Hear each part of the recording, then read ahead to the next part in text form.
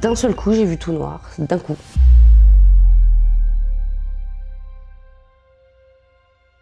Certains médecins disent qu'on a vécu des scènes de guerre. Bah, c'est un peu ça. En mutiler un pour terroriser 1000 personnes.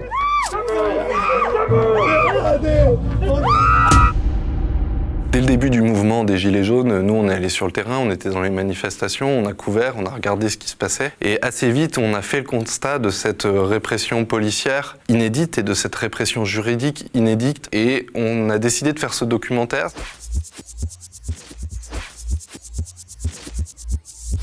L'arme qui a le plus mutilé et blessé des Gilets jaunes, c'est le LBD 40.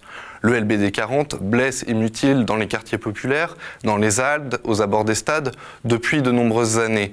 Le délit le plus employé pour incarcérer des Gilets jaunes, c'est le délit de participation à un groupe en vue de commettre des dégradations ou des violences.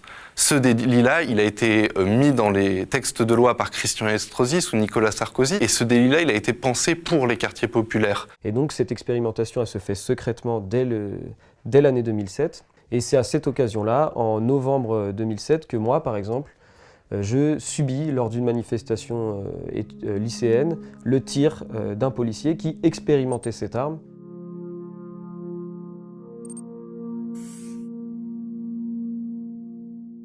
L'expérimentation est jugée par le gouvernement satisfaisante, même si elle mutile, alors même qu'elle est à l'essai.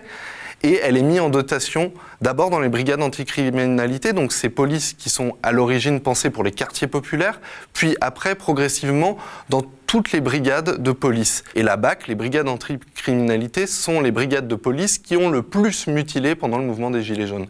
Youssef Brakni, il est prof d'histoire, il est militant du comité pour Adama. Ce qu'il raconte, c'est que le LBD 40 est employé dans ces quartiers populaires depuis des années. D'ailleurs, il a été mis en dotation dans les quartiers populaires en premier par un directeur de la police qui s'appelle Claude Guéant. On a vu dans le mouvement des Gilets jaunes des techniques de plaquage et d'immobilisation qui sont des techniques spécifiques de la BAC. Mais quand ça se passait dans les quartiers populaires, ça n'intéressait que peu de monde. Cherchez un médic! Non, je veux un médic!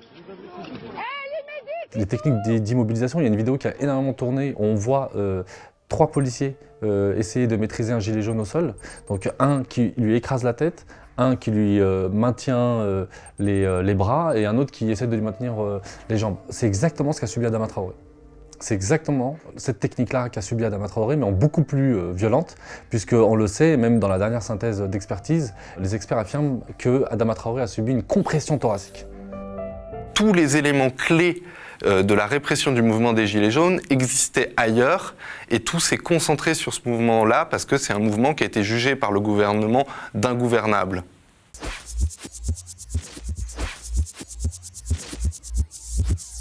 Le 1er décembre, l'Arc de Triomphe est investi par des Gilets jaunes. Il y a des centaines de millions de personnes dans le monde qui ont vu les images des Champs-Élysées ce jour-là. C'est quelque chose que Macron refuse d'accepter. Il ne veut pas que l'image de la France ou son image soit remise en cause à l'international. Et il décide de changer de stratégie et d'appliquer une stratégie répressive qui vise à étouffer ce mouvement social.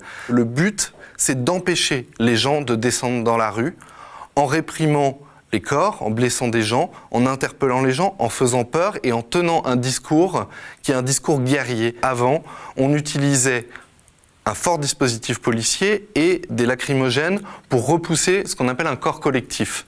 Là, la stratégie, elle est complètement différente. Au lieu de viser à contenir et à encadrer une foule, l'objectif a été de réprimer, de disperser et d'interpeller le plus de manifestants possible. Le LBD, il cible plus une foule, il cible plus un corps collectif, il cible un corps individuel.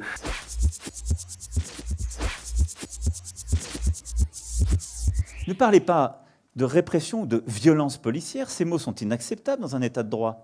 Ils doivent absolument éviter la tête, et quand il y a des accidents, et il y en a eu, on a une police qui surveille la police. Et donc, on enregistre toutes les plaintes.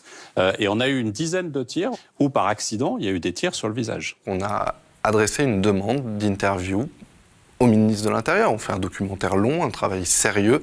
On aurait aimé avoir la réponse du pouvoir politique sur ses choix stratégiques de maintien de l'ordre. Cette réponse, elle n'est jamais venue. C'est la seule réponse qu'on a eue du pouvoir politique, c'est l'ignorance, le déni. Comme le gouvernement a pendant des mois fait comme si les mutilés, les blessés, les gilets jaunes qui souffraient dans leur corps de manière terrible n'existaient pas. C'est la première réponse du pouvoir. La deuxième, ça a été de criminaliser les gilets jaunes. Macron a dit, en substance, ceux qui sont blessés, ils l'ont bien cherché. C'était des casseurs, c'était des violents. On sait que c'est faux. On l'a démontré, tous les médias l'ont démontré, c'est totalement faux. Et la dernière réponse, c'est d'individualiser. C'est de dire, peut-être, ici ou là, il y a peut-être eu une ou deux bavures. Nous, on dit pas que c'est une bavure, on met pas en accusation individuellement les policiers. Les policiers, ils font partie d'un système. Si la police blesse et mutile, c'est parce qu'on lui donne des armes, c'est parce qu'on lui donne des ordres.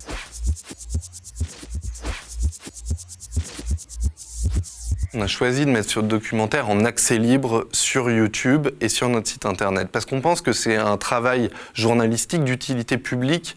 Il faut informer les gens, mener une réflexion sur ce qui se passe et sur cette répression des Gilets jaunes. Sauf que YouTube a décidé de le démonétiser. À partir du moment où il le démonétise, il arrête de le mettre en avant. C'est-à-dire que quand vous êtes sur YouTube, il y a des vidéos qui vous sont suggérées par YouTube. Mais pourquoi mettre dans ces vidéos une vidéo qui ne rapporte pas d'argent à YouTube? Donc YouTube ne nous recommande jamais. Par contre, il y a une solution, c'est le soutien des lecteurs de street press, mais aussi de tous les citoyens qui considèrent que c'est un travail d'utilité publique, le partager, le faire tourner pour contourner cette espèce de demi-censure de YouTube. Contactez Street Press, on vous fournira le film dans la qualité qu'il faut pour que vous puissiez organiser votre propre diffusion. Et puis, comme on ne gagne pas d'argent avec YouTube, soutenez-nous financièrement. On a lancé une campagne qui s'appelle Support Street Press. On a bien besoin de vous, comme tous les médias indépendants ont besoin du soutien de leurs lecteurs.